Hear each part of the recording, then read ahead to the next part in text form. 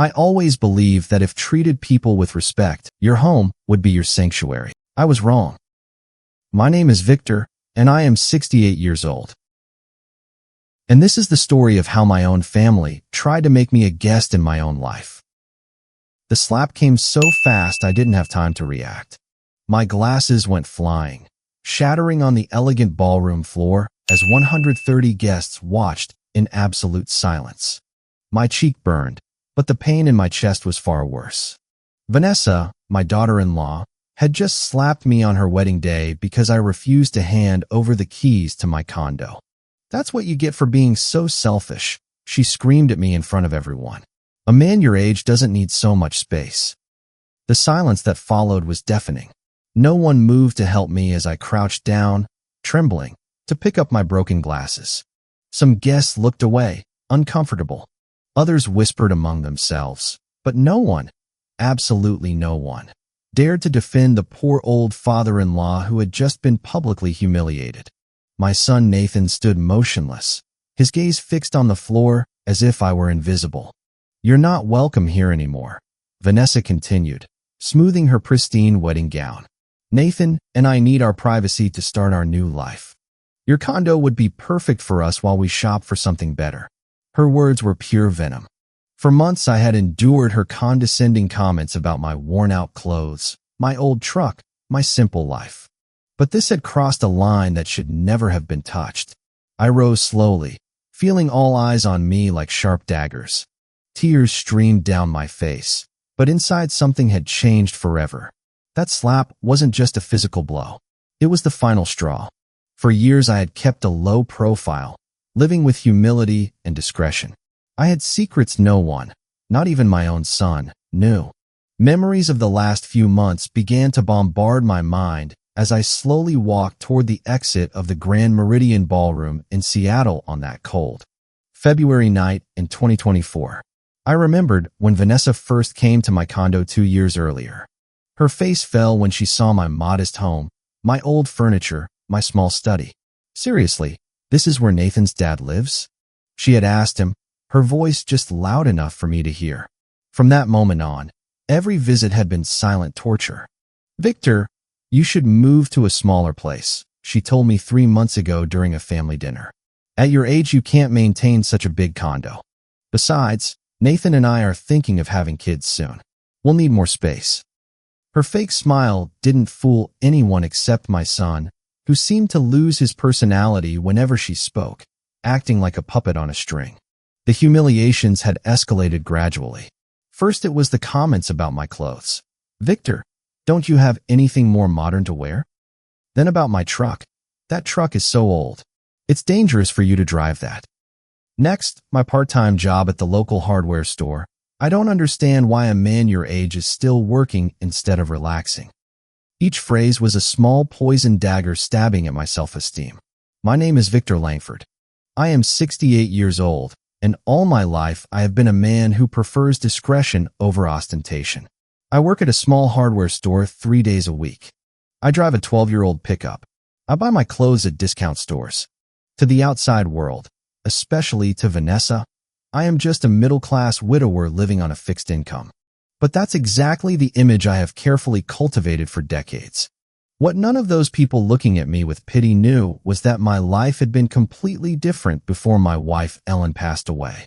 Ellen had not been the high school English teacher everyone believed. We had made a conscious decision to live modestly, to keep our true wealth a secret, to protect our family's privacy in a way that I now understood had been prophetic. As I walked out of the Grand Meridian, the guest conversations followed me like a toxic cloud. "Poor thing, he looks so fragile," whispered Vanessa's aunt. "The bride is right. That man can't take care of himself anymore," added Nathan's cousin.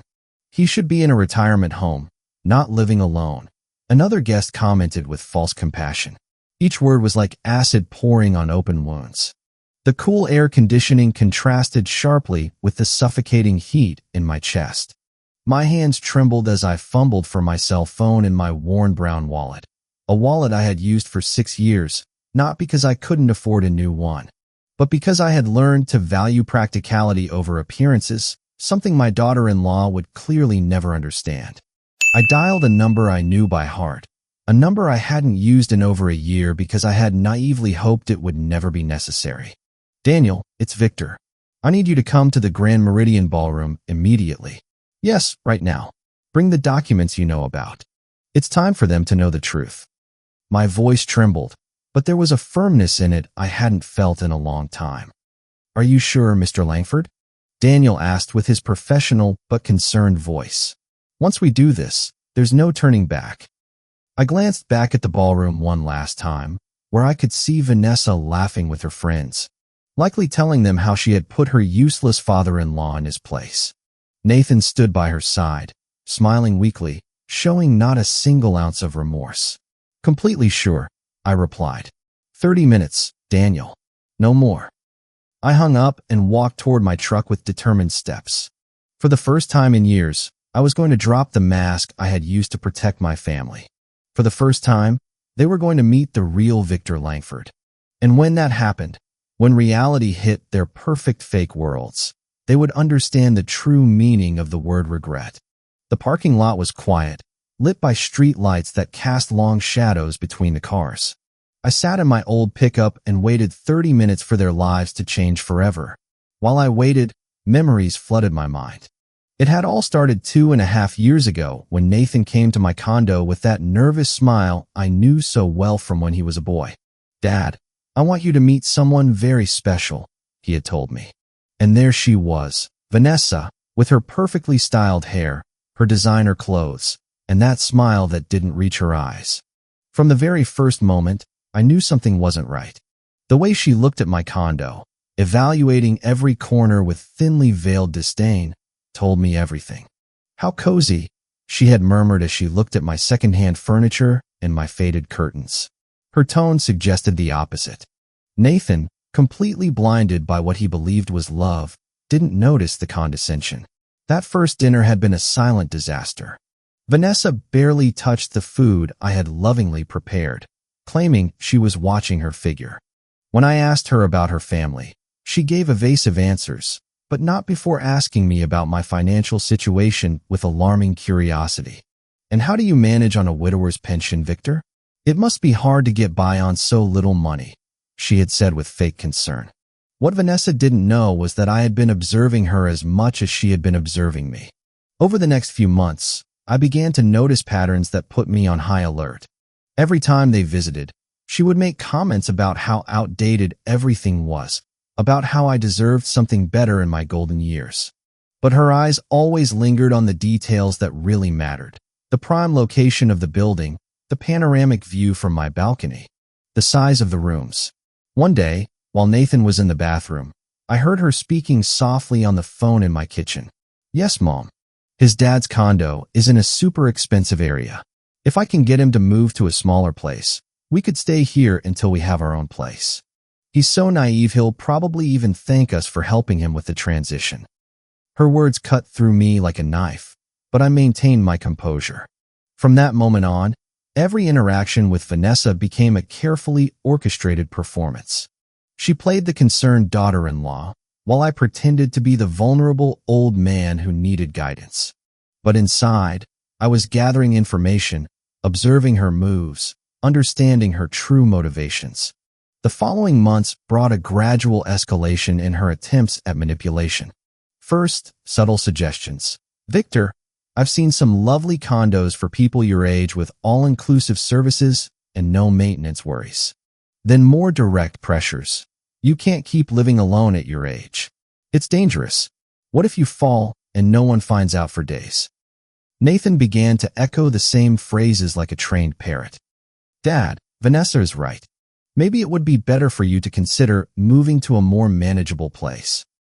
Seeing him gradually transform into that woman's puppet was more painful than any direct insult.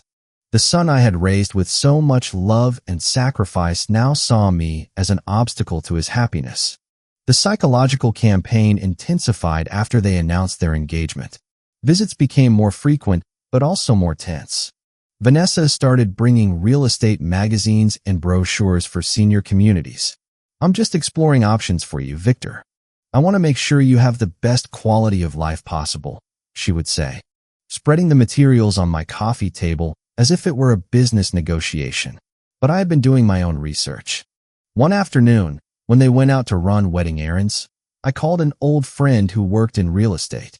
"Rebecca, I need you to investigate something for me," I told her. "There's a couple who are very interested in my condo, and I want to know more about their real financial situation." What I discovered chilled me to the bone. Vanessa and Nathan were neck-deep in debt. The wedding they were planning cost more than $68,000, completely financed with credit cards and personal loans. The apartment they were renting was on the verge of eviction for non-payment. The luxury SUVs they drove were financed with payments they couldn't afford. Their lifestyle was a facade built on suffocating debt. Everything started to make sense. The rush to get married, the insistence that I move, the constant comments about my economic vulnerability. It wasn't love that had united this couple. It was the desperate need to find a solution to their financial problems. And my condo, located in one of the most exclusive areas of Seattle, was their lifeline. The revelation hit me like a slap to the soul. My son, the boy I had raised with values of honesty and hard work, had chosen the easy path of manipulation and deceit. He had allowed an ambitious woman to convince him to see his own father as a resource to be exploited instead of a person to be loved and respected. In the weeks leading up to the wedding, their attempts became more aggressive. "Victor, you can't keep being so selfish," Vanessa had said to me just 3 days before the ceremony. "Nathan and I have sacrificed so much for this marriage. The least you can do is help us with housing." That night, I had made a decision that would change everything. I called Daniel, my financial advisor and the only man I had completely trusted since Ellen's death. "Daniel, I need you to prepare some documents. It's possible I'll very soon have to reveal information I've kept secret for years." His voice had become serious immediately. "Mr. Langford, are you sure this is the right time?" He had warned me. "Once this information is public, you can't take it back. The consequences could be devastating for family relationships." But I had already made up my mind. The family I had tried to protect with my silence had chosen to betray me. And now, sitting in my truck in the Grand Meridian parking lot, waiting for Daniel to arrive with the documents that would change everything, I realized the moment of truth had come. 25 more minutes, and Vanessa, Nathan, and all those guests who had looked at me with pity would discover who Victor Langford really was. 25 more minutes, and their perfect worlds built on lies and greed would crumble like sandcastles. The night breeze rustled the tree leaves around the parking lot, creating dancing shadows under the lights. It was strangely poetic that on such a beautiful night, so many illusions were about to die forever. 20 minutes had passed since my call to Daniel, and every second felt like an eternity. From my truck, I could see the golden lights of the ballroom, hear the cheerful music and laughter spilling out of the open windows. It was surreal to think that in just a few minutes, that celebration would turn into a nightmare for the main players. I closed my eyes and let the most painful memories of the last few months flood my mind. I needed to remember exactly why I had reached this point of no return. The biggest humiliation had happened just 2 weeks before the wedding during what Vanessa had called an important family meeting. She had arrived at my condo, accompanied not only by Nathan, but also by her parents, a perfectly planned ambush. "Victor, we want to talk to you about your future." Vanessa's mother, a haughty woman who looked at me as if I were a bothersome insect, had begun. "We believe it's time for you to make responsible decisions about your life," continued Vanessa's father, a burly man who had surveyed my condo with the eyes of an appraiser evaluating a property. "At your age, living alone in such a big place is not only unnecessary, but dangerous. What if you have a medical emergency and no one finds out for days?" Their words were rehearsed, too perfect to be spontaneous. Nathan had remained silent throughout the conversation, nodding occasionally like a well-trained puppet. Seeing him there, sitting next to a family that treated me like an obstacle, was like watching the son I had raised die before my eyes. "Dad," he finally said in a voice I no longer recognized. "They're right.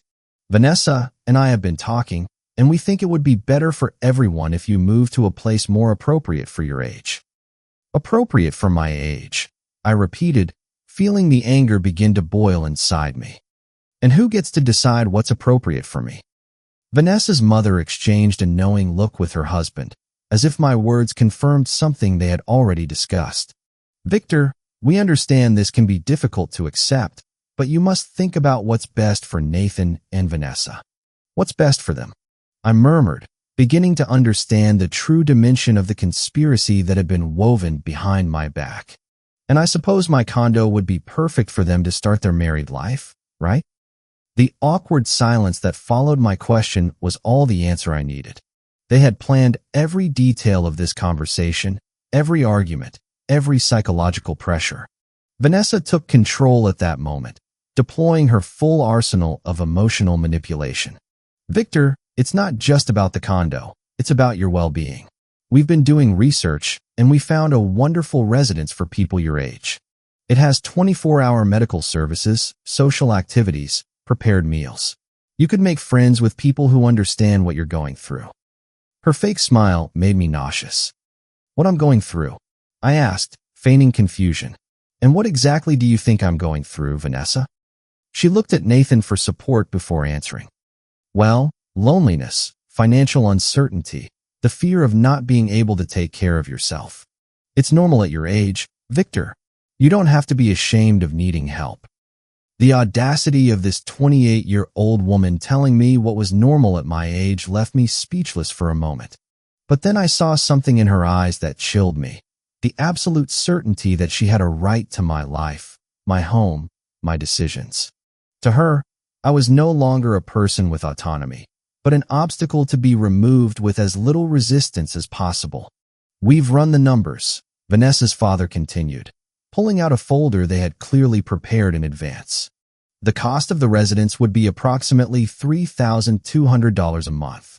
With the sale of your condo, you'd have enough money to cover it for many years, and there would still be some left over to help Nathan and Vanessa with their initial marriage expenses. There it was, the naked raw truth. It wasn't about my well-being or my safety. It was about money. It was about converting my home into cash to finance their unsustainable lifestyle. And if I refuse? I asked, although I already knew the answer. Victor, Nathan said, his voice sounding rehearsed. We hope it won't be necessary to take more drastic measures. But if your mental health deteriorates to the point that you can't make rational decisions. The implicit threat was crystal clear. If I didn't cooperate voluntarily, they would seek legal ways to declare me incompetent. They had done their research. They had planned. They had prepared the ground to take everything I owned by force if necessary. The son I had raised with so much love was sitting right there, allowing strangers to threaten his own father. That night, after they left with my firm refusal, I cried for the first time in years, not out of sadness, but for the definitive death of the illusions I had held about my family. I had called Daniel immediately. I need you to investigate something urgently, I had told him through tears. I want to know exactly what the real financial situation is for my son and his fiancée. Everything. Debts, income, liabilities, everything. The results of that investigation had been devastating. Nathan earned $52,000 annually as a sales manager, but had debts of more than $95,000 on credit cards. Vanessa worked part-time as an image consultant, making maybe $5,000 a year, but spent as if she had an executive salary. Together, they owed more than $140,000, not counting the loans they had taken out for the wedding. The apartment they rented for $2,400 a month was 3 months behind on payments. The SUVs they drove were financed with payments that took up 60% of their combined income.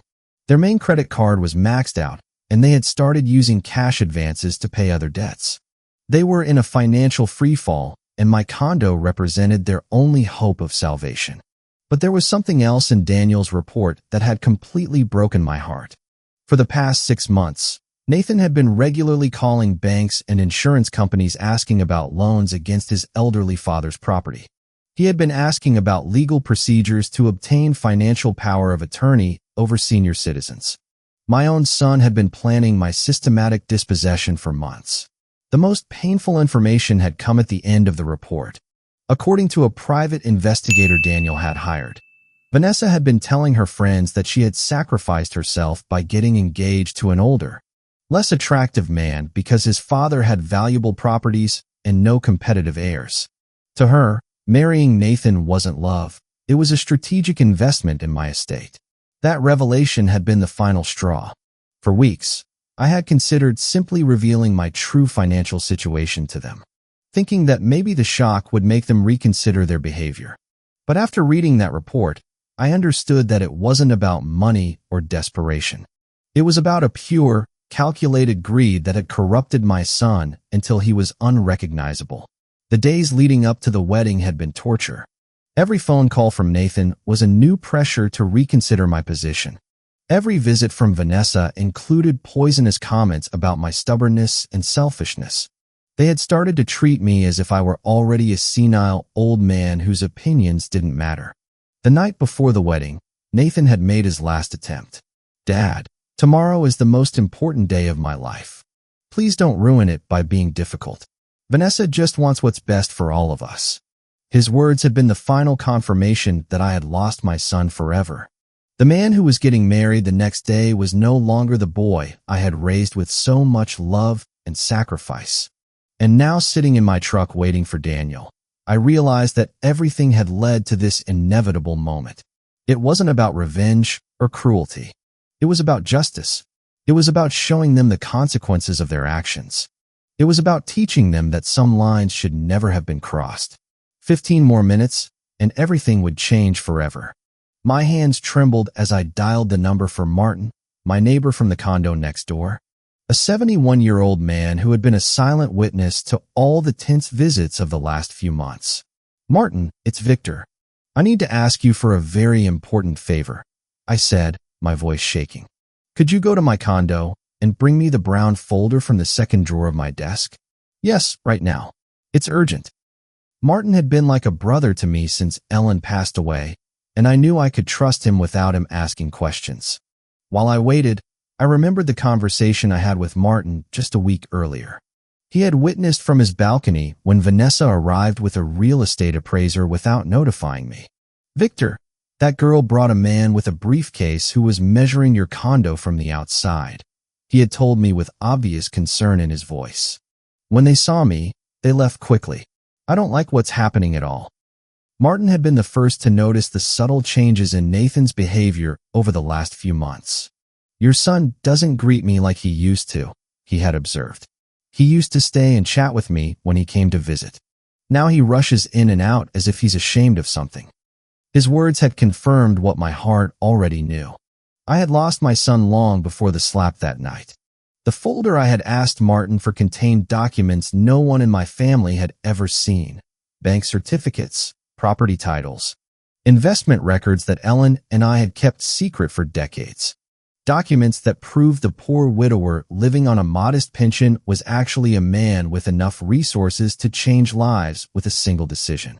10 minutes later, Martin appeared in the parking lot with the folder in his hands. "Victor, what's going on?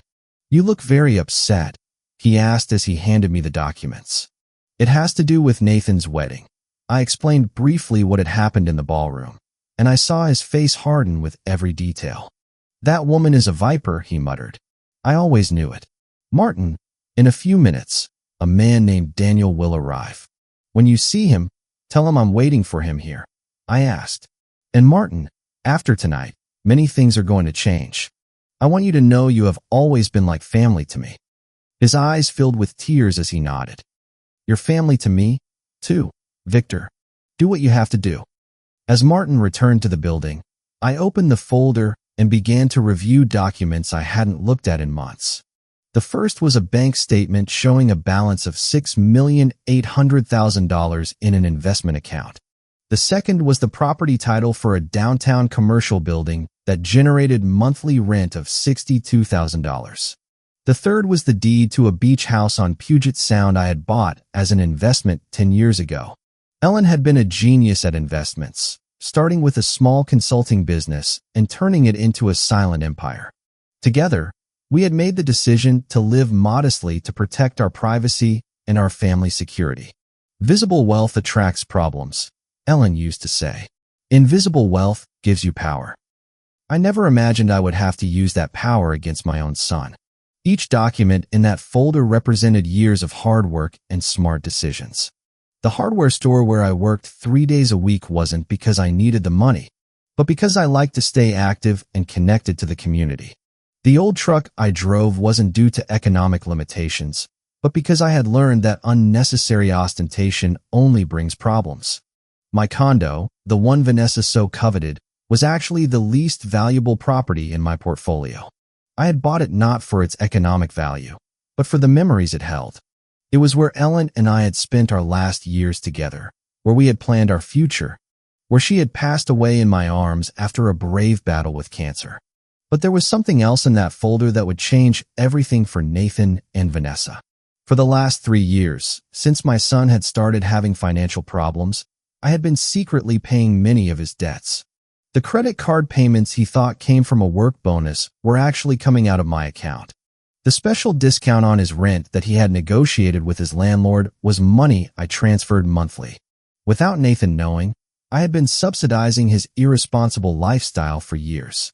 The luxurious apartment he lived in, the SUV he drove, even some of the expenses for the wedding that was taking place at that very moment had been made possible by my secret financial support. I had thought I was helping my son through a difficult time, not realizing I was financing his transformation into a person I didn't recognize. The bank records showed monthly transfers totaling $5,700 that had kept the sinking ship of Nathan's financial life afloat. Money he thought came from work bonuses or tax refunds, when in reality it was his father desperately trying to protect him from the consequences of his irresponsible decisions. The irony was devastating. While Vanessa was humiliating me for being an economic burden on their future marriage, I was literally the only reason they could afford that marriage. While they were planning to strip me of my condo to solve their financial problems, I had been solving those problems in secret for years. I closed the folder and looked toward the ballroom once more. The lights were still shining. The music was still playing. The guests were still celebrating. But in less than 5 minutes, Daniel would arrive with the final documents I needed. In less than 5 minutes, the process of cutting all the financial threads I had used to protect a son who had chosen to betray me would begin. This is not revenge, I reminded myself. This is justice. This is about teaching them that actions have consequences, that greed has a price. That family is not something you can sell for economic convenience. I had tried to protect Nathan from reality for too long, and that protection had corrupted him until he was unrecognizable. Headlights of a car approached the parking lot, illuminating the night with a white light that momentarily blinded me. It was Daniel, punctual as always, arriving with the documents that would change everything forever. I got out of my truck and walked toward him, feeling how each step took me further away from the Victor the first had been, and closer to the man I needed to become. Mr. Langford, Daniel said as he got out of his car, a legal brief under his arm. Are you completely sure about this? Once we go in there will be no way to undo what is about to happen. I looked toward the ballroom one last time, where my son and his new wife were probably still celebrating their victory over the useless old man they had just humiliated. I have never been more sure of something in my life, Daniel. It's time for them to meet the real Victor Langford. Daniel opened his folder under the parking lot light and began to show me the documents he had prepared with his characteristic efficiency. Mr. Langford, here is the order for the immediate suspension of all bank transfers you have been making in Nathan Langford's name, he said, pointing to the first paper. Also, here is the notice of cancellation of the lease agreement that you had confidentially guaranteed. The landlord will receive this document tomorrow morning. I took the papers with trembling but determined hands. Each document represented a thread that I had carefully woven for years to protect my son. And now I was cutting those threads one by one. And the payment for the ballroom? I asked, although I already knew the answer. Cancelled, Daniel confirmed. The deposit you had guaranteed will be withdrawn tonight. They will have until tomorrow to find an alternative form of payment. The magnitude of what I was about to do hit me like a cold wave. For 3 years, I had been the invisible safety net that had kept Nathan and Vanessa's lives afloat. The apartment they lived in, the SUV he drove, even the wedding that was taking place at that very moment had all been made possible by my secret financial support. And now, in a single night, I was going to withdraw all that support definitively. Daniel, I want you to understand something, I said to him as I signed each document with a determination I hadn't felt in years. This is not cruelty or revenge. This is the only way for them to learn the real value of things. For too long, I protected them from the consequences of their actions, and that protection corrupted them into people I don't recognize. I understand perfectly, Mr. Langford, Daniel replied with genuine respect in his voice. In my 30 years as a financial advisor, I have seen many families destroyed by greed and ingratitude. What you are doing requires more courage than most people possess. His words gave me the final strength I needed to take the last step. We walked together toward the ballroom entrance, and with each step, I could feel my heart beating faster. It wasn't nervousness I felt. It was a strange mix of sadness for what I had lost and anticipation for what I was about to regain, my dignity, my self-respect, my right to be treated as a human being instead of as a resource to be exploited. The music stopped abruptly when we entered the ballroom. 130 pairs of eyes turned toward us, and I could see the confusion on the guests' faces. Some recognized Daniel immediately. After all, he had handled the financial affairs of several prominent families in the city for decades. His presence at social events usually meant that something important was about to happen. Vanessa was the first to react. "What are you doing here, Victor?"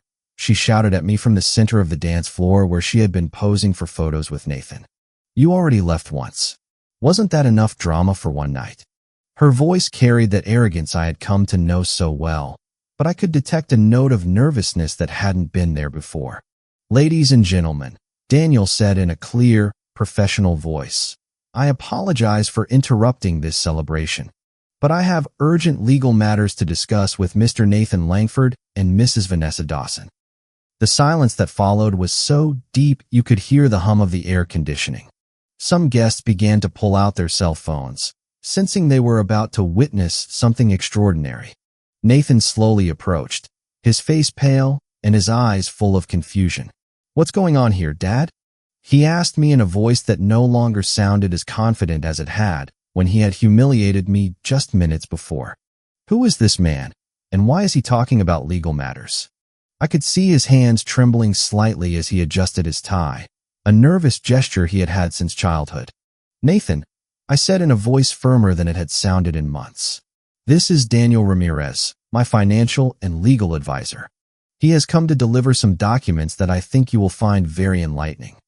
Daniel opened his folder and took out the first document. "Mr.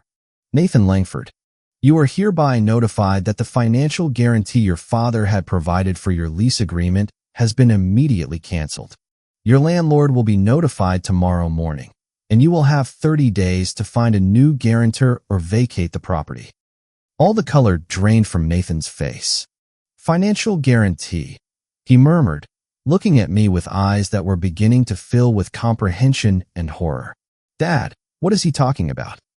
But I could see from his expression that a part of him already knew.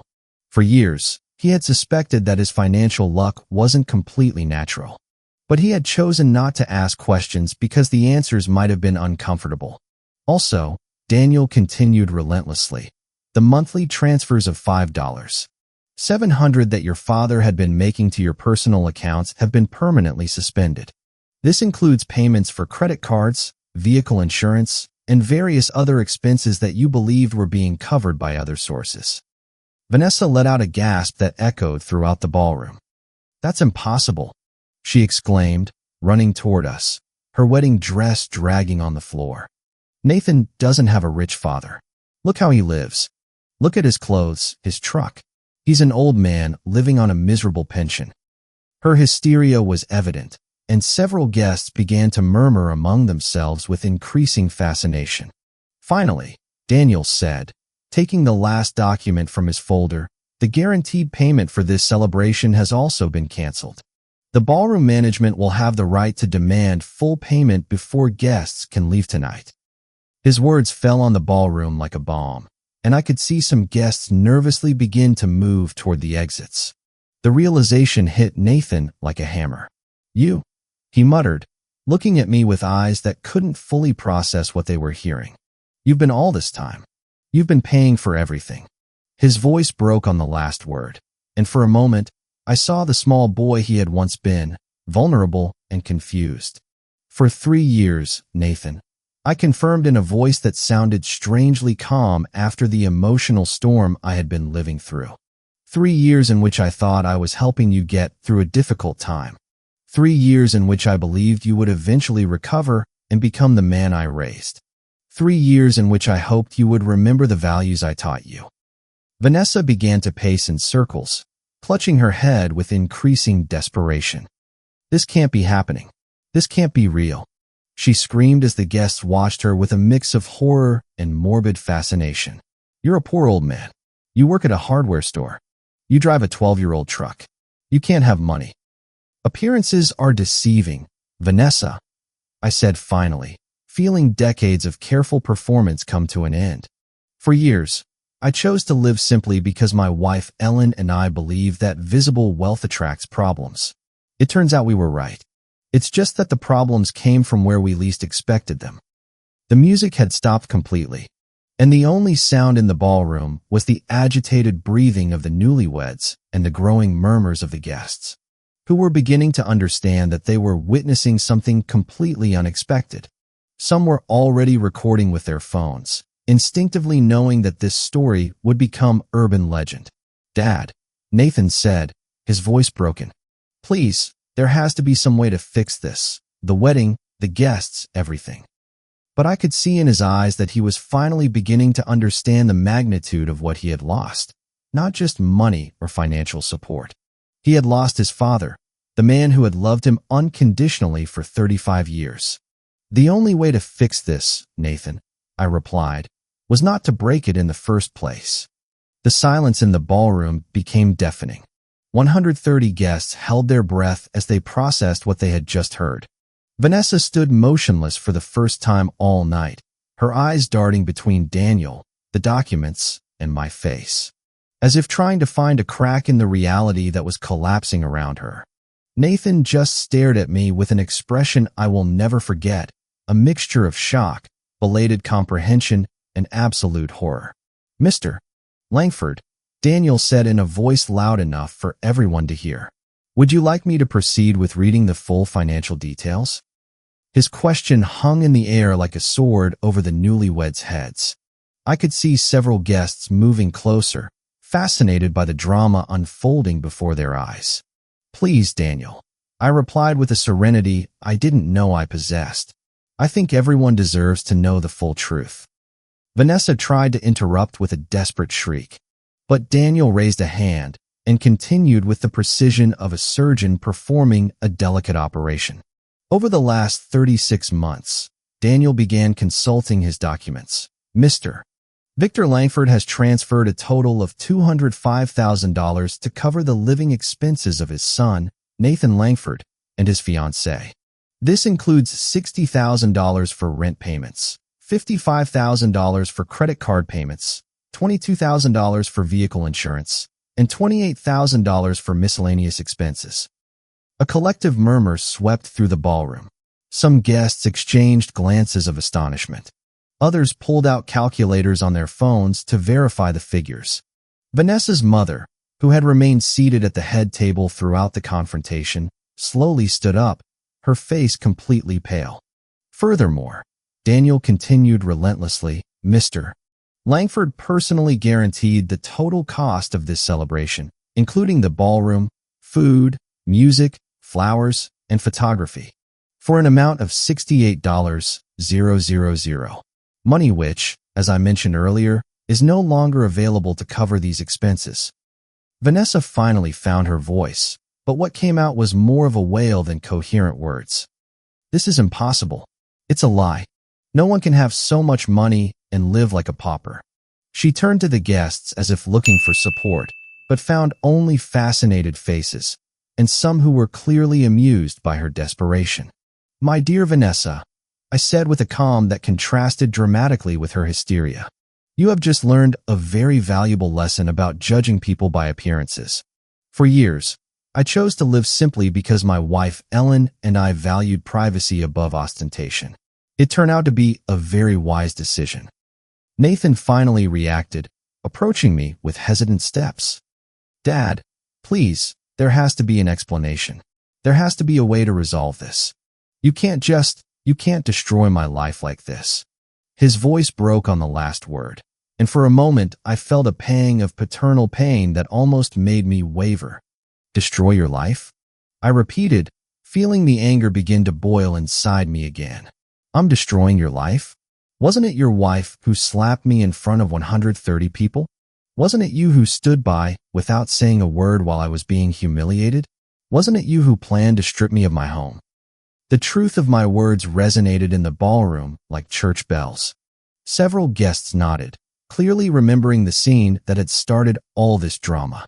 Some even had videos on their phones of the slap Vanessa had given me, digital evidence of the cruelty that had triggered this revelation.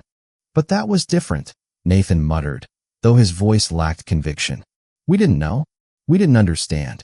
We thought you really needed help."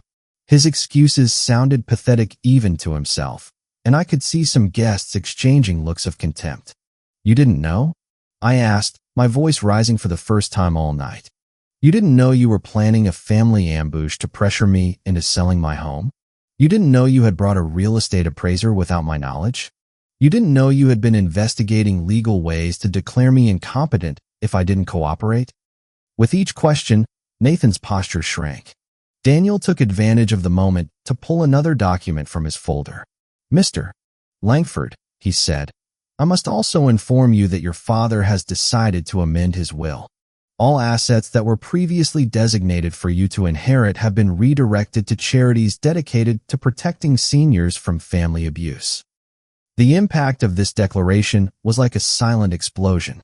Vanessa staggered backward as if she had been physically hit. "You can't do that," she shrieked, her mask of composure finally falling completely. "We're your family. Nathan is your only son. You can't disinherit him over a stupid fight." "A stupid fight," I repeated, letting the words hang in the tension-filled air.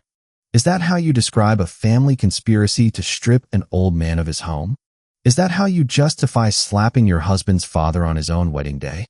My voice had turned icy, and I could see some guests flinch. Vanessa's father, who had remained silent throughout the confrontation, finally approached with an expression of poorly disguised panic. "Mr. Langford, I think we're all a little upset by the emotions of the day. Maybe we could discuss this in private when things have calmed down a bit." His tone was that of a man who had just realized he had bet on the wrong horse. "There's nothing to discuss in private," I replied firmly. "Everything I had to say has been said here in front of the same people who witnessed my humiliation. You chose to make this public, so my response will be public." The guests' heads moved between us as if watching a tennis match, absorbed in every exchange. Daniel closed his folder with a dry snap that echoed throughout the ballroom. "Mr. Langford, all documents have been delivered and explained. The legal effects will begin immediately." He turned to Nathan and Vanessa with a professional expression, but not without a certain satisfaction. "I suggest you contact your own legal and financial advisors as soon as possible." Vanessa finally collapsed. She literally dropped into a nearby chair and began to cry with uncontrolled sobs that echoed through the ballroom. "Everything is ruined," she murmured through her tears. "Everything we planned, everything we worked for. It's all destroyed." Her wedding dress, once immaculate, was now wrinkled and stained with tears. "No," I said, approaching her for the first time since the slap. "What's destroyed are the lies, the greed, and the lack of respect. What's destroyed is the illusion that you can treat people like objects and expect there to be no consequences." I stopped in front of her, forcing her to look up. "This is what happens when you mistake kindness for weakness." Nathan went to his wife and placed a trembling hand on her shoulder. "Vanessa, we have to find a way to fix this. There has to be something we can do." But even as he spoke, I could see in his eyes that he knew it was too late. Some bridges once burned cannot be rebuilt. There is a way to fix this, Nathan, I said, looking him directly in the eyes for the first time in months without feeling pain. You can learn from this. You can grow from this. You can become the people I hoped you would be before greed corrupted you. My voice softened slightly because despite everything, he was still my son. But that growth will have to happen without my financial help, without my condo, and without my inheritance. You will have to do it the hard way like everyone else does. The ballroom remained in absolute silence, every person present knowing that they were witnessing the definitive end of a family relationship. Daniel and I headed toward the exit, leaving behind a ballroom full of shocked guests and a newlywed couple whose perfect world had collapsed in less than 30 minutes. As Daniel and I walked toward the exit, the silence behind us was interrupted by a voice I didn't expect to hear. "Wait, Victor." It was Sophie, Nathan's younger cousin, who had been sitting at a table in the back throughout the confrontation. She ran toward us with tears in her eyes and an expression of absolute horror on her face. "Uncle Victor," Sophie said in a trembling voice. "I didn't know anything about this. I swear Nathan never told me what they were planning with you." Sophie had always been close to me, a 29-year-old who worked as a high school counselor and had maintained a warm relationship with me even after Nathan had distanced himself. If I had known what they were going to do to you, I would have tried to stop them. I stopped and looked at her, seeing in her eyes the same honesty I had known since she was a little girl. "I know, Sophie," I said softly, placing a hand on her cheek. "You have always been different. You've never seen people as opportunities or resources to be exploited." Her tears fell harder as she nodded, clearly devastated by her cousin's actions. "But why did you never tell us about the money?" Sophie asked with genuine confusion. "Why did you keep all this a secret for so many years?" It was a question that deserved an honest answer, especially coming from someone who had always treated me with respect and genuine love. "Because your Aunt Ellen and I learned a long time ago that money changes people," I explained as some guests discreetly moved closer to listen.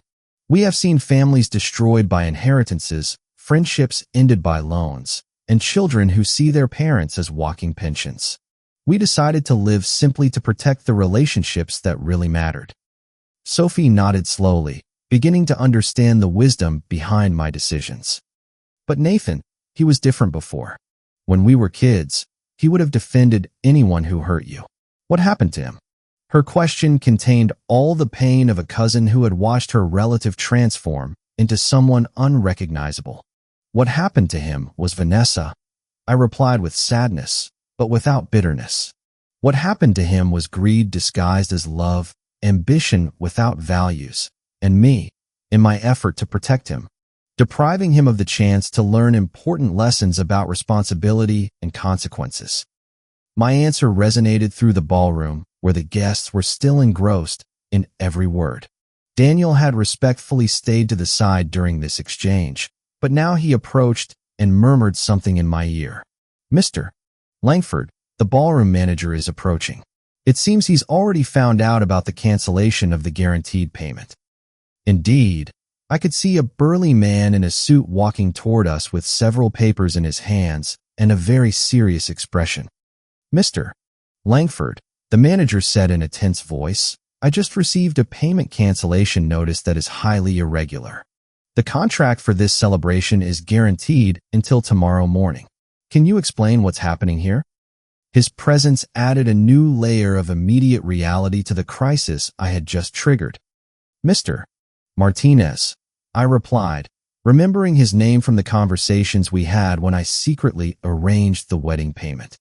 "The financial guarantee I provided for this celebration has been revoked due to extraordinary circumstances that have come to light tonight." I gestured toward Nathan and Vanessa, who remained in the center of the ballroom like statues of despair. "I understand," Martinez said, looking at the scene with the experience of someone who had handled social events for decades. "And who will be responsible for the payment now?" "The total outstanding amount is $68,000, including the ballroom, food, music, flowers, and photography services." His voice was professional but firm, making it clear that someone would have to solve this problem immediately. Nathan finally reacted, approaching us with hesitant steps. "Mr. Martinez, there must be some misunderstanding.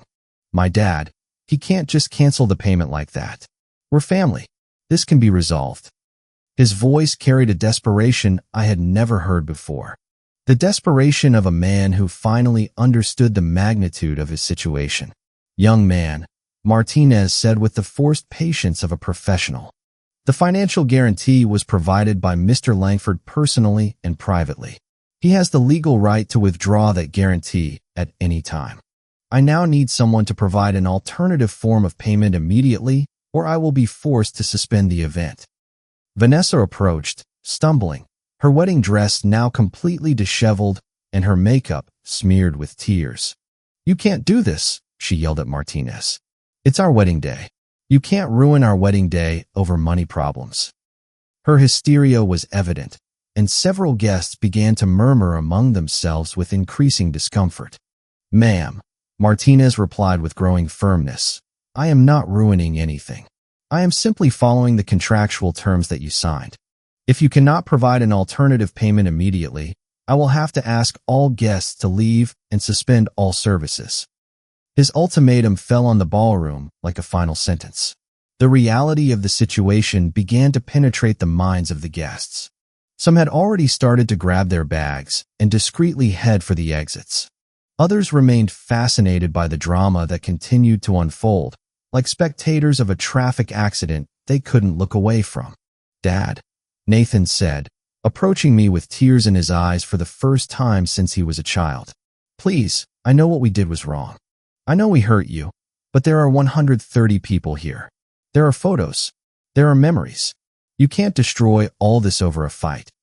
His voice broke on the last word, and for a moment, I saw the little boy he had once been. "Nathan," I replied with a calm that surprised me, "I am not destroying anything. You destroyed this when you chose greed over love. When you chose manipulation over honesty. When you chose to publicly humiliate me instead of treating me with the respect I deserve as your father." Each word was like a dagger, but they were words that needed to be said. "But what are we going to do?" Vanessa asked in a desperate voice, looking at the guests who continued to leave the ballroom. "How are we going to explain this? How are we going to pay for all of this?" Her panic was evident, and I could see she was finally starting to understand the real implications of her actions. "You're going to do what all responsible people do," I replied. "You're going to find ways to earn money honestly. You're going to learn to live within your means. You're going to discover what it means to work hard for the things you want instead of expecting others to provide them for you." My voice had grown stronger, and I could feel decades of accumulated wisdom pouring out through my words. Daniel approached discreetly and murmured, "Mr. Langford, the legal process is complete. All documents have been delivered and explained. There is nothing more we can do here." His message was clear. It was time to leave, to let Nathan and Vanessa face the consequences of their decisions without my presence as a distraction. Sophie approached once more and hugged me tightly. "Uncle Victor, I want you to know that you will always have my respect and my love, no matter what happens with Nathan." Her words were like a balm for my wounded heart, reminding me that not all family had been corrupted by greed. "And you will always have mine, Sophie," I replied, returning the hug. "Remember this night when you make important decisions in your life.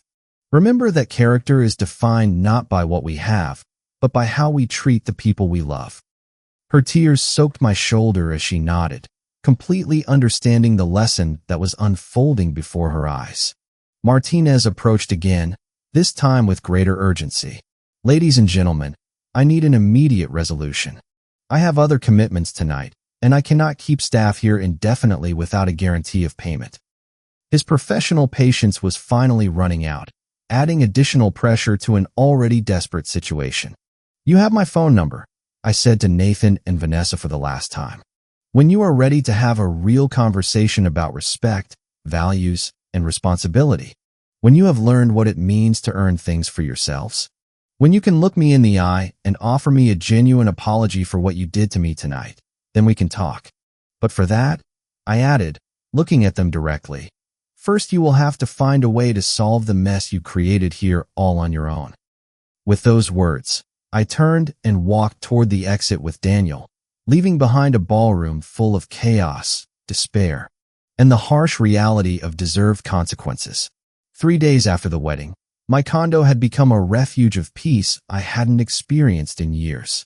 Martin had come over every morning with coffee and pastries from the local bakery, making sure I was okay after what he called the night Victor reclaimed his dignity. His visits had been a balm for my soul, reminding me that I still had chosen family who valued me for who I truly was.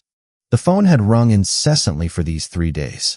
Nathan had called 37 times, leaving messages that evolved from initial anger to desperate pleading. Vanessa had sent 14 text messages, each more hysterical than the last. Her parents had shown up at my door twice, demanding that I fix the mess I had caused. But I had held my ground with a calmness that surprised even myself. Daniel arrived that morning with news that, while expected, was devastating in its full scope. "Mr. Langford," he had told me as we drank coffee on my balcony, "I have received reports from all fronts. Nathan and Vanessa were evicted from their apartment yesterday morning. The ballroom has initiated legal proceedings to recover the $68,000 owed. Their credit cards have been canceled for non-payment." "And where are they living now?" I had asked, although a part of me already knew the answer. "With Vanessa's parents," Daniel replied. "Apparently, it's a 2-bedroom apartment where 3 people already live. The situation is tense, according to my sources." His expression suggested that tense was a very conservative description of reality.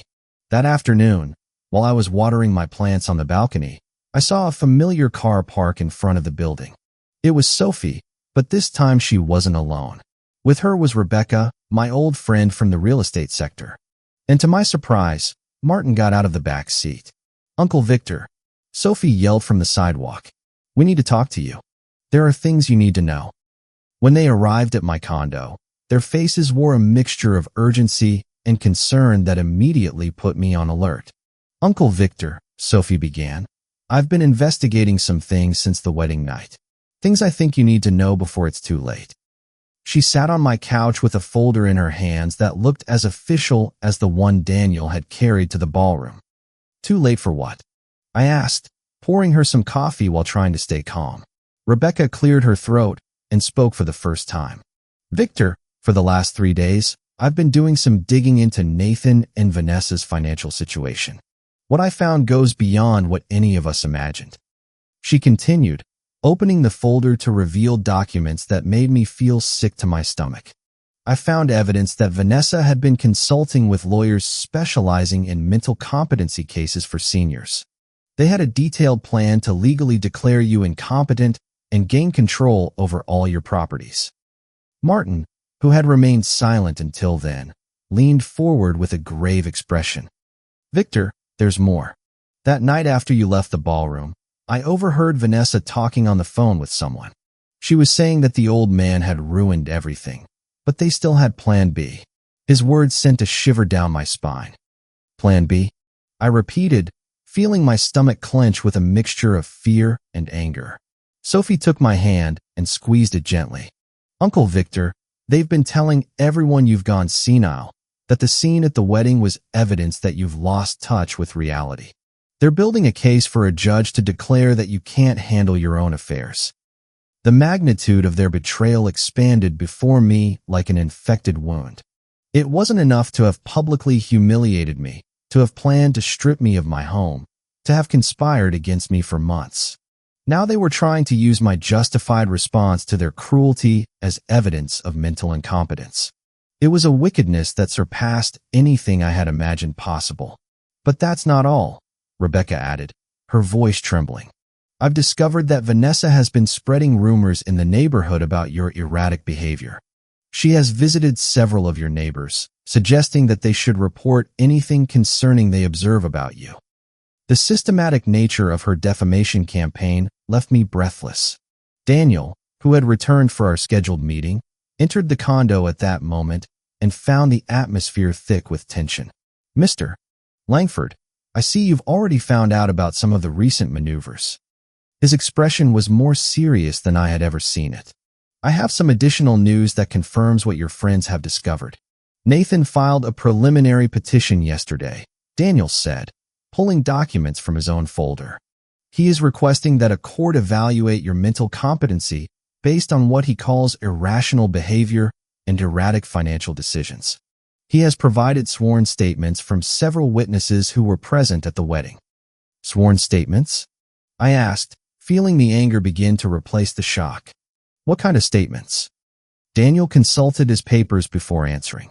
Statements describing your unjustified emotional outburst against an innocent young couple. Statements characterizing your financial decisions as vengeful and destructive.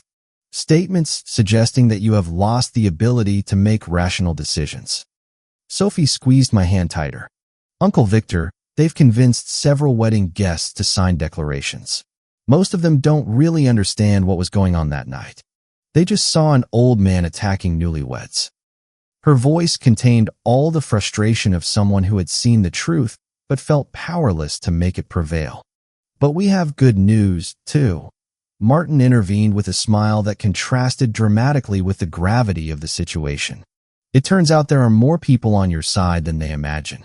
He took out his own cell phone and showed me a screen that left me stunned. Victor, remember that several guests were recording that night? Well, some of those videos have gone viral. People aren't seeing a senile old man attacking an innocent couple. They're seeing a dignified man revealing the truth about years of abuse and manipulation. Rebecca leaned in to look at the phone, too. Victor, the comments on these videos are overwhelmingly in your favor. People are praising your courage, your dignity under pressure, your decision to set boundaries. Some are sharing their own stories of family abuse.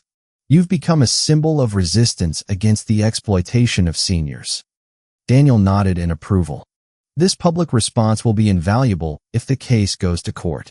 It's difficult to argue that someone is mentally incompetent when thousands of people are applauding the logic and justice of their actions. His professional smile had returned, suggesting that perhaps the legal battle wouldn't be as one-sided as I had initially feared. But there's something else you need to know, I said, making a decision I had been considering for the last 3 days. If Nathan and Vanessa want to play this game, if they want to turn this into a public legal battle, then they are going to discover exactly who they're messing with. I stood up and walked to my desk, where I had been preparing my own folder of documents. For these 3 days, I have been in contact with several lawyers specializing in elder abuse. I have been documenting everything. The intimidating visits, the implicit threats, the conspiracy to strip me of my property, even the slap Vanessa gave me. I took out photographs of my swollen cheek taken immediately after the wedding, medical evidence of the physical assault. If they want war, I continued with a determination I hadn't felt in decades. They will have war. But it will be a war fought on my terms, with my resources, and with the truth on my side. Furthermore, I added with a smile that surprised even myself, I have decided to do something I should have done years ago. I am going to tell my full story publicly. I am going to show the world exactly what happens when greed is disguised as family love. The room filled with a new energy, the energy of people who knew that justice was on their side and that they had the resources to make it prevail. 6 months after that night that divided my life into a before and an after, I found myself sitting in the most important television studio in Seattle, waiting for the interview to begin that would tell my full story to the entire Pacific Northwest and beyond. The program, Northwest Stories, had contacted Daniel after the wedding videos had accumulated more than 2 million views on social media. My story had become a regional symbol of resistance against family abuse of seniors. The journalist, Elena Torres, a woman respected for her professional integrity, reviewed her notes while the technicians made the final lighting adjustments. "Mr. Langford," she said to me with a warm smile, "I want you to know that you have inspired thousands of people with your courage. We have received hundreds of letters from viewers who have lived through similar situations during these 6 months. Many things had changed. The legal case Nathan and Vanessa tried to build against me collapsed spectacularly when Daniel presented evidence of their conspiracy to declare me incompetent. Not only did they lose the case, but they were fined for legal frivolity and ordered to pay my attorney fees, which amounted to $57,000. The bankruptcy that followed was swift and devastating. Nathan had lost his job when his employer found out about the public scandal. Vanessa had tried to start an image consulting business, but the viral videos had ruined her professional reputation. They were now living in a one-bedroom apartment in the suburbs, working part-time jobs, and struggling to pay their accumulated debts. "We are on the air in 5 minutes," the program director announced. I looked at the cameras that would soon broadcast my story to thousands of homes, feeling a mix of nervousness and determination. At my side was Daniel, who had agreed to appear with me to explain the legal aspects of the case. In the audience were Martin, Sophie, and Rebecca, my pillars of support during these difficult months. The most painful thing about these 6 months had been Nathan's complete silence. After losing the legal case, he had made no attempt to contact me. There were no calls asking for forgiveness, no letters explaining his behavior, no acknowledgement that his actions had been wrong. It was as if he had decided that it was easier to hate me than to face the reality of what he had done. Vanessa, on the other hand, had tried to contact me several times. Her messages had evolved from legal threats to desperate pleas for financial help. The last message received just 2 weeks earlier said, "Victor, I know we made mistakes, but we're family. Nathan is sick with stress, and I'm pregnant. Please, you can't let your grandchild grow up in poverty." The news of the pregnancy had been like a dagger to my heart.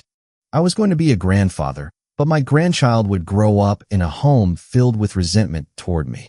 However, I had learned the most difficult lesson of my life. I couldn't save people who didn't want to be saved. Trying to do so only perpetuated their destructive behavior. "Mr. Langford, we'll start in 30 seconds, Elena informed me. I took a deep breath and thought of all the people who had written to me after seeing the videos, telling me their own stories of family abuse.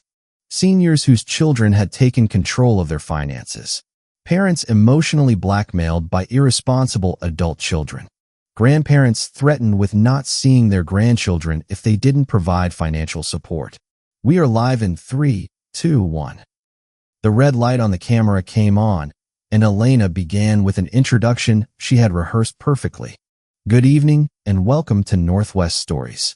I am Elena Torres, and tonight we have with us Victor Langford, a 68-year-old man whose story has shocked the region and put the issue of family abuse against seniors at the center of a broader conversation. Mr.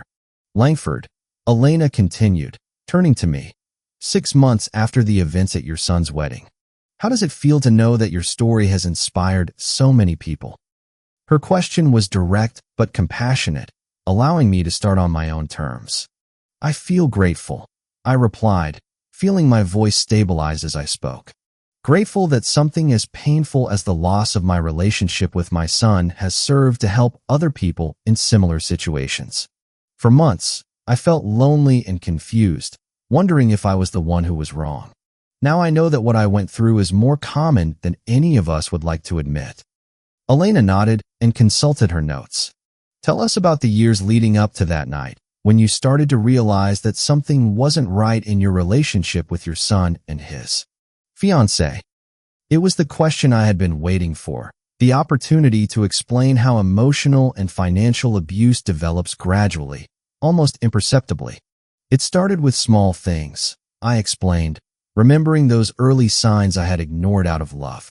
Comments about my age, suggestions that I could no longer take care of myself, subtle pressures for me to make decisions that truly benefited them. Family abuse rarely begins with blows or shouting. It begins with the slow erosion of your self-confidence, with making you question your own reality. Daniel leaned forward to add legal context. "What Victor describes is a classic pattern we see in elder abuse cases. The perpetrators, especially when they are family members, use psychological manipulation tactics before proceeding to more direct forms of coercion. It's insidious because it's disguised as loving concern." "In the moment of the revelation," Elena asked, "when did you decide to expose the truth about your financial situation?" It was the question I knew would come, the one that required me to explain the most difficult decision of my life. The slap. I replied simply. When Vanessa slapped me in the middle of the ballroom in front of 130 people for refusing to hand over the keys to my condo, I knew she had crossed a line I couldn't ignore. In that moment, I understood that it was no longer about protecting my family from the consequences of their actions. It was about protecting myself from continuing to be abused. The interview continued for 45 minutes, covering all aspects of my story. I talked about the decision to live simply to protect my privacy, about the years of secret financial support I had provided, about the conspiracy to declare me incompetent, and about the legal battle that followed. Each answer was designed not only to tell my story, but to educate others about the warning signs and available resources. Mr. Langford, Elena said near the end of the program, "Do you have a message for your son if he is watching this interview tonight?" It was the most difficult question, the one I had been both dreading and hoping for. I looked directly into the camera, knowing there was a chance Nathan was watching. "Nathan, if you are listening to this, I want you to know that I still love you. I will always love you because you are my son. But loving someone doesn't mean allowing them to abuse you. Loving someone doesn't mean sacrificing your dignity for their convenience. Loving someone doesn't mean becoming a victim of their greed. The doors to my heart will always be open for you," I continued, feeling tears begin to well up in my eyes. "But only if you can walk through them as the honorable man I tried to raise you to be. Only if you can look me in the eye and accept full responsibility for your actions. Only if you can show that you have learned that family is built on love and respect, not on opportunism and manipulation." And for all the people watching this who recognize their own story in mine, I added, addressing the broader audience, "I want you to know that you have the right to be treated with dignity, no matter your age. You have the right to make your own decisions about your money, your home, your life. You have the right to set boundaries with family members who treat you badly. And you have the right to seek help when those boundaries are violated." When the cameras turned off, the studio erupted in applause from the production crew. Elena hugged me with tears in her eyes. "Victor, that was one of the most powerful interviews I have ever done. It's going to change lives." Daniel nodded proudly, knowing we had achieved something bigger than winning a legal case. That night, as I drove back to my condo with Martin, Sophie, and Rebecca, I felt more at peace than I had been in years. I had told my story. I had defended my truth. And I had used my pain to help others. No matter what the future held with Nathan, I knew I had done the right thing. "Victor," Sophie said from the back seat, "I am so proud of you. You have turned the worst experience of your life into something that will protect thousands of people." Her words resonated in my heart as we arrived home. The condo that Vanessa had once coveted now truly felt like a home again. Not because I had won a legal battle, but because I had finally learned to value myself enough to demand the respect I deserved. I had discovered that sometimes the only way to save a relationship is to be willing to lose it. And as I prepared for bed that night, I knew I had set the most important example of my life, that it's never too late to stand up for yourself, that you are never too old to demand dignity, and that true love sometimes requires the most difficult decisions. My story had ended, but my life was just beginning again. 2 years have passed since that night that divided my life into a before and an after. As I write these lines on February 20th, 2026, I am sitting on the same balcony where I used to water my plants and reflect on the silent humiliations I thought I had to endure out of a father's love. How different the world looks when you finally find the courage to put a price on your dignity. The morning began like all of them have for the last 18 months, with a call from Carmen, the coordinator of the Victor Langford Foundation for the Protection of Seniors. Yes, I decided to use my name for the charitable organization I founded with part of my redirected inheritance. "Victor, we have 23 new cases this week." Carmen informed me with that mixture of sadness and determination that characterizes those of us who work in this field. All similar patterns. Adult children pressuring older parents for property or money. Every case that comes across my desk is like looking into a mirror of the past. Yesterday, I reviewed the file of a 72-year-old woman whose daughter convinced her to sell her house for her own good, only to discover that the money financed a failed business and a vacation in Hawaii. The day before yesterday, it was a 69-year-old man whose twins emotionally blackmailed him. If you don't lend us $50,000, you will never see your grandchildren again. The irony is not lost on me. I have turned my worst personal experience into my most meaningful life purpose. The foundation has helped more than 400 seniors regain control over their finances, their properties, and most importantly, their self-esteem. We have specialized lawyers, social workers, psychologists, and a support system that I wish I had had when I felt so lonely and confused. Martin is still my dearest neighbor, although he is now also my foundation's vice president. His 73 years are filled with a renewed energy since he started giving lectures on how to detect family manipulation. Victor, he told me last week as we were reviewing cases, I never thought my golden years would include becoming a detective for dysfunctional families, but it's the best adventure I've ever had. Sophie moved into the condo next door a year ago. After a brief but difficult relationship that ended badly, she decided she needed to be close to the bravest person she knows. Working as the foundation's educational director has given her a purpose she never found in her previous career. Uncle Victor, she tells me frequently, you taught me that sometimes real family doesn't come from blood, but from those who choose to respect you unconditionally. The success of my public story has brought unexpected consequences. The book I wrote with the help of an investigative journalist became a regional bestseller. When Love Hurts, An Elderly Man Fights Back has sold more than 200,000 copies, and all the royalties go directly to the foundation. The letters I receive from readers are living testimonies that my experience resonated in thousands of homes where silence had been the norm. Daniel is still my financial advisor, but now he is also the foundation's principal accountant. His experience in handling the legal aspects of my confrontation with Nathan has become an invaluable asset in helping others in similar situations. Mr.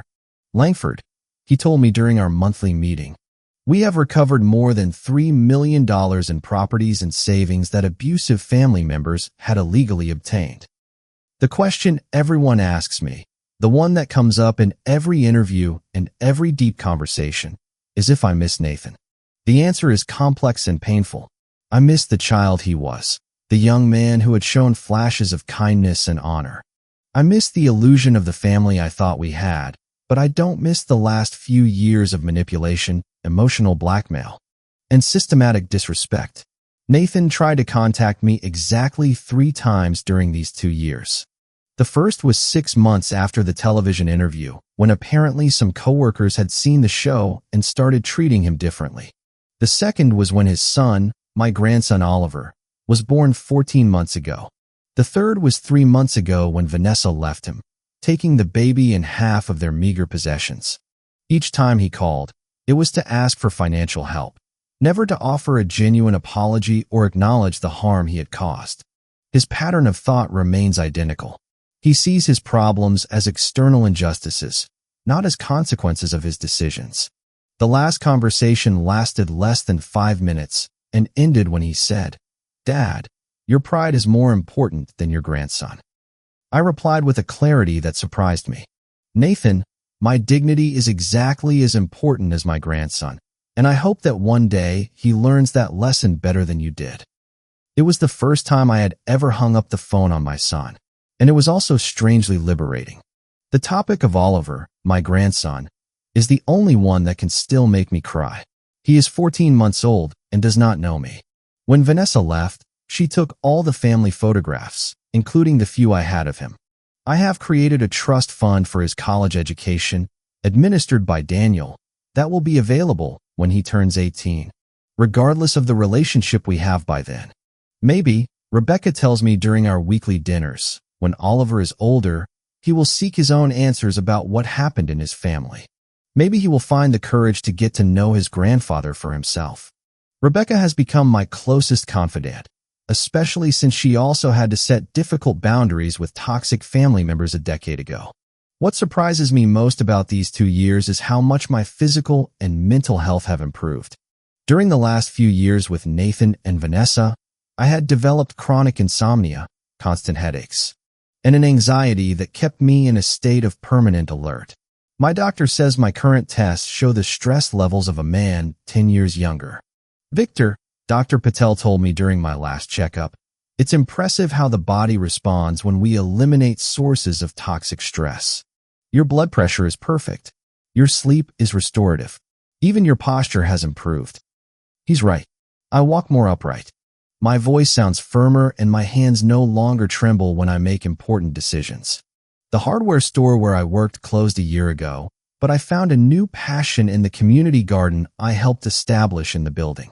I teach other older residents about tool maintenance, woodworking basics, and sustainable home repairs. It's an activity that connects me with the earth and with people who appreciate accumulated wisdom instead of seeing it as obsolescence. My current routine includes 3 days a week at the foundation offices, 2 days visiting the homes of seniors who need emotional support, and weekends dedicated to writing my second book. This one will focus on practical strategies for detecting and preventing family financial abuse based on the cases we have handled. The condo that was once a source of greed is now a space of peace and creativity. I have converted Nathan's old room into an office where I receive people who need guidance. The walls are filled with thank you letters, photos of families we have helped reconcile in a healthy way, and diplomas from the community colleges where I have given lectures. One of the most rewarding experiences of this period has been becoming a mentor to other older men who are facing similar situations. Harold, 74 years old, came to the foundation 6 months ago after his son sold his workshop tools without permission to pay off gambling debts. We worked together for 3 months, and last week he sent me a photo of him smiling in his newly rebuilt garage workshop, which he funded after recovering the money legally. Victor, Harold wrote to me in his letter, you taught me that setting boundaries is not cruelty, it's survival. You taught me that self-love is not selfishness, it's a necessity. You taught me that it's never too late to stand up for yourself. His words reminded me why all this pain was worth it. Reflecting on these 2 years, I understand that my story does not have the traditional happy ending where the whole family reconciles and we live happily ever after. But it has something better. It has authenticity, reclaimed dignity, and a purpose that transcends my personal pain. I have learned that sometimes the greatest demonstration of self-love is to walk away from those who insist on hurting you. If I could send a message to the past, to the Victor who walked into that wedding ballroom 2 years ago, I would say to him, have courage. What is about to happen will be painful, but on the other side awaits a life more authentic than you ever imagined possible. Peace awaits you. The peace that comes from knowing you will never again allow anyone to treat you as if you were disposable. Tonight, as I finish writing these reflections, I look toward the future with renewed hope. Tomorrow, I have a meeting with state legislators to discuss new legislation to better protect seniors from family abuse. Next week, I am inaugurating the Foundation's 3rd Regional Center. Next month, I will begin a documentary series on this topic that will be broadcast regionally. My life at 70 is richer, more meaningful, and more authentic than it was at 68. I have learned that the end of a toxic relationship is not a loss, it's a liberation. I have discovered that true family is chosen as much as it is inherited.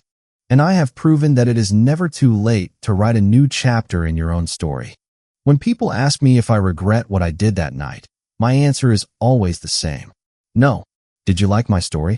And which city are you listening from? Let's meet in the comments.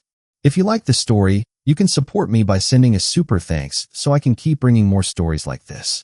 Thank you so much for your sweet support. I'm looking forward to your comments on the story. On the screen, you can see 2 new life stories that I highly recommend. There's so much more on my channel. Don't forget to subscribe. See you in the next life story with love and respect.